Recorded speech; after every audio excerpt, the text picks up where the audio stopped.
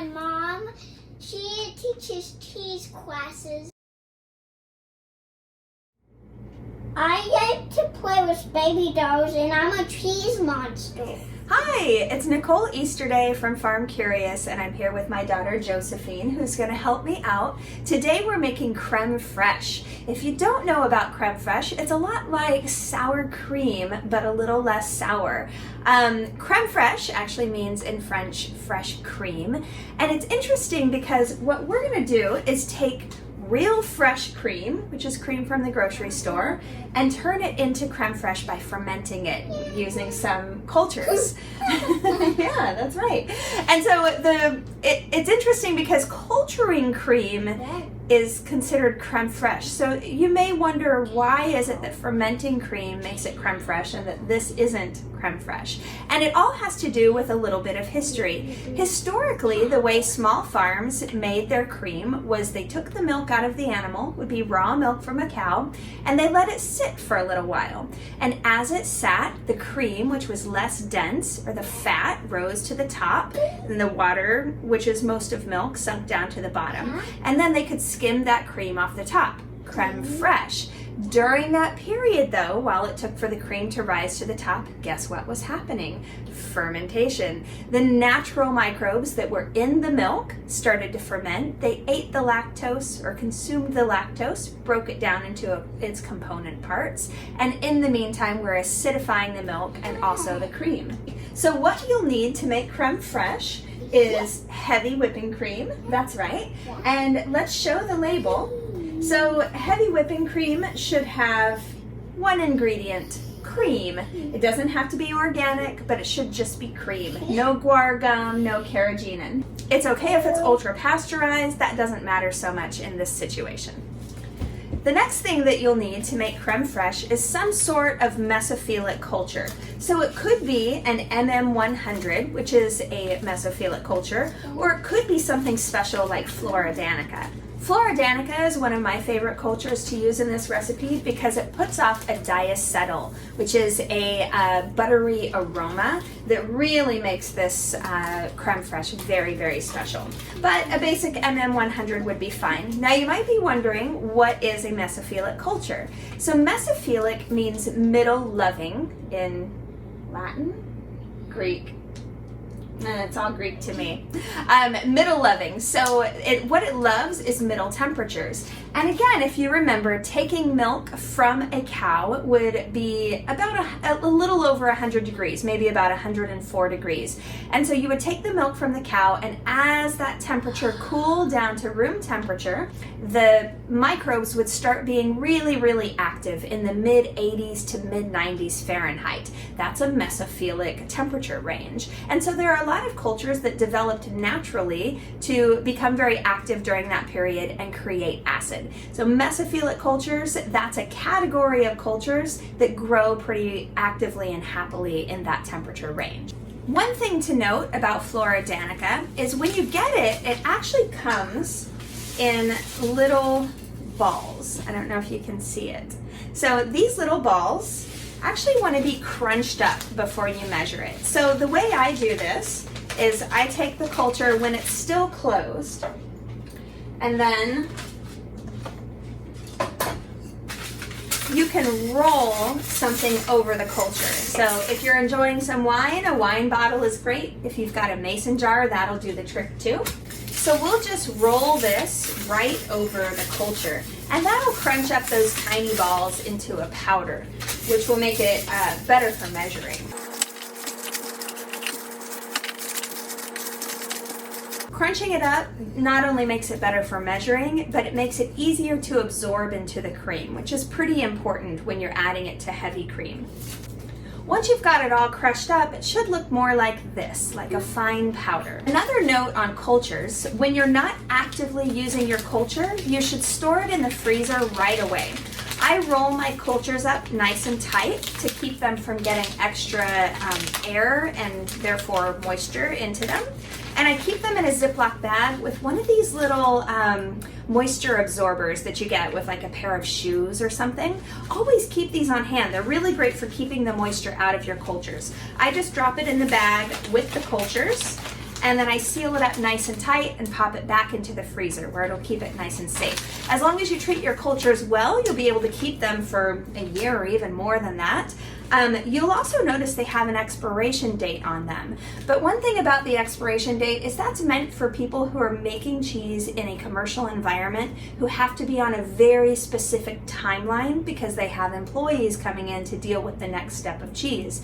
For you at home, the timeline doesn't matter quite so much. So I've even used cultures for a couple of years after their best buy date, and they don't immediately stop working. They just kind of go down in efficacy. So if you're a home cheesemaker, that's probably more your style. The cultures come in big packages, but if you know that you can use them for a couple of years beyond the best buy date, then at least you're not throwing away money if you're not making cheese all the time.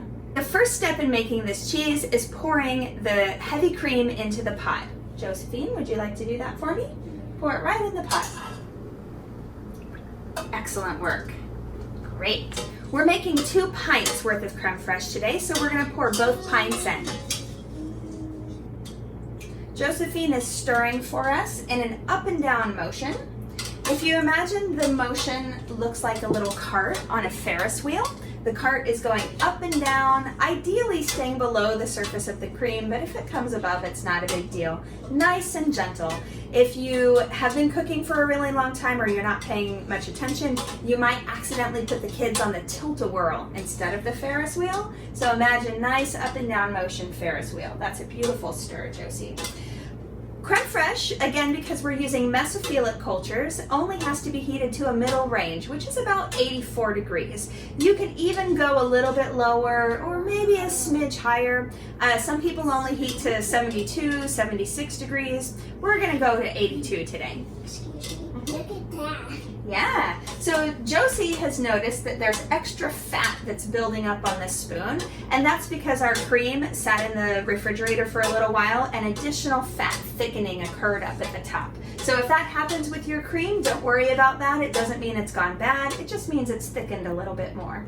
So we've reached 82 degrees and we're gonna add our culture. So you can leave your spoon right there in the bowl. If your burner is still hot, it's a good idea to move the pot off of the burner. Ours is okay for now. For a quart, we're going to use an 1/8 teaspoon of Flora Danica. Josie's gonna pour it in. She's gonna try to sprinkle it evenly over the surface of the cream. You can tap the edge if you want. Now try to get some over here. Nice and even, beautiful.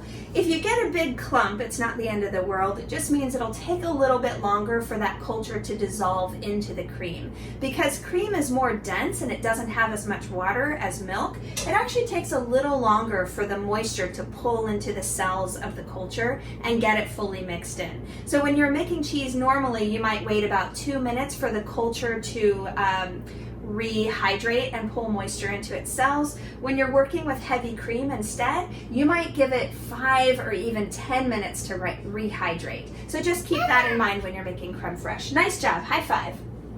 Awesome. I just sprinkled it. So we're gonna leave that for about 5 minutes and we'll see you in a second.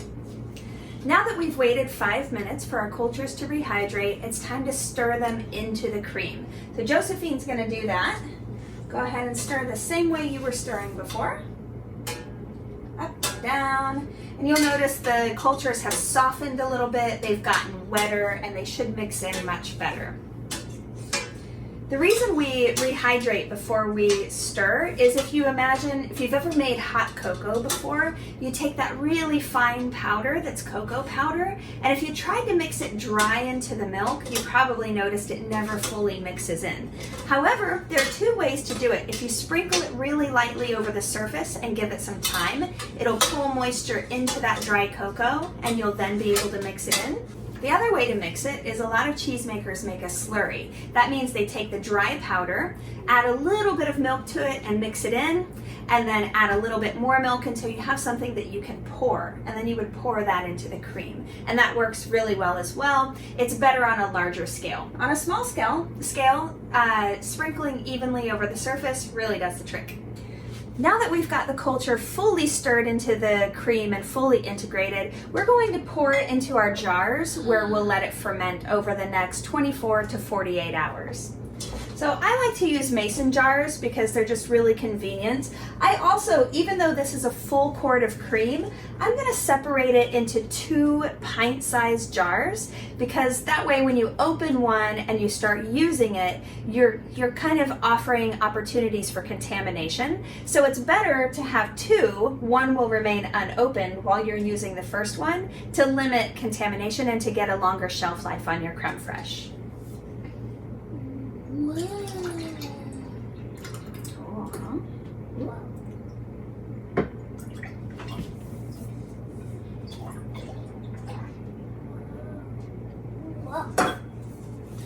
You'll probably notice that there's always a little bit more than a pint in those pint-sized containers. So one thing you can do, I always make sure I just have 1 extra little tiny jar to pour that extra small amount into. It's not a lot, but why waste it, right? This could be a good little treat for somebody. The other reason that you might want to put your crème fraîche into 2 jars is that you can really experiment with it. So you might leave 1 jar on the counter for the next 24 hours to get a little bit, to get ripened, to get acidic, right? The other one you might give it 48 hours and turn it into something more like a really flavorful sour cream. And you might use them both for different things. The sweeter cream that only goes for 24 hours you might use on top of pastries. The more sour cream you might put on top of like tacos, right? Yeah.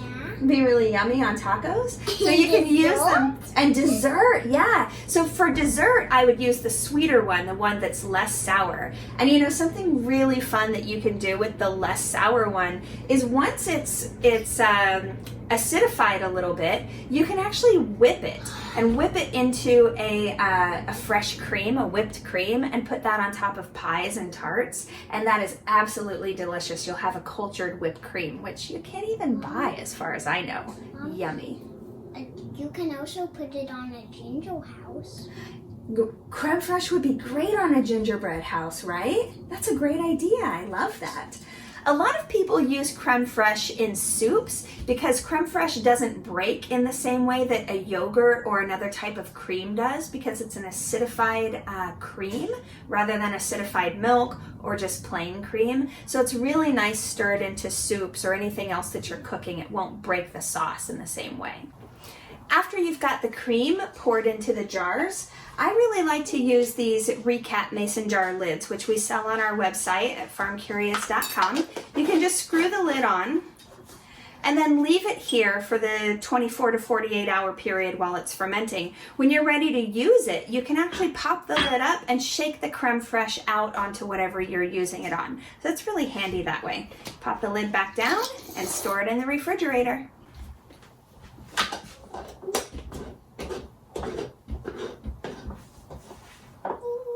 Nice work. Can I have another taste? Yes. You know, our bakers always have to taste something, and I want to be the taster. The chef always gets a taste, as Josephine reminded me. Is it yummy? Yeah, it'll be even better in a little bit of time. So just to recap the process, we took heavy cream with no additives. We heated it up to a middle temperature, somewhere between room temperature at 72 degrees to maybe up to 82 degrees.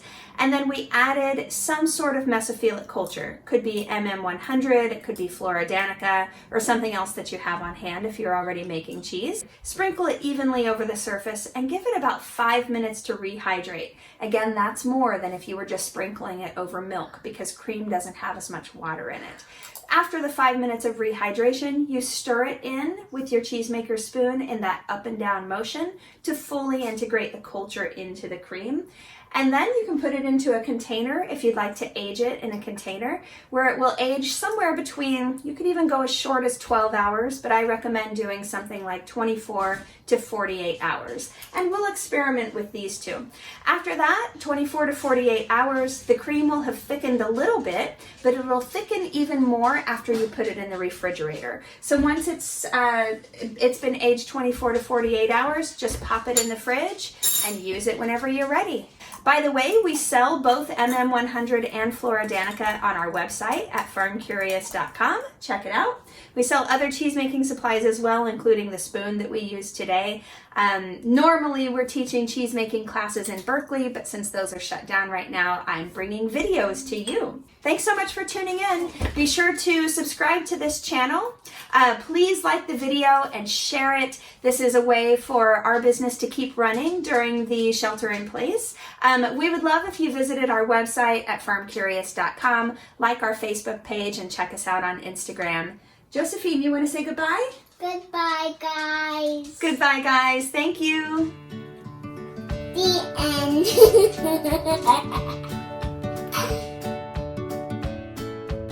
It's true.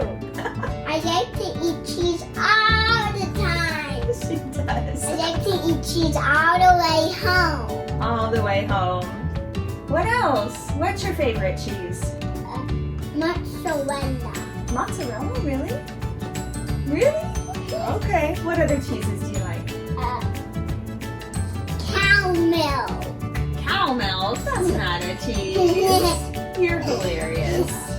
I like brie cheese. I know you do. Yeah, you like brie cheese a lot.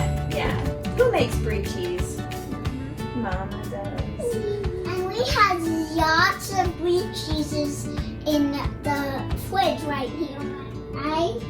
I love my mom so much, and she gets me playlist for all the time. You're the sweetest.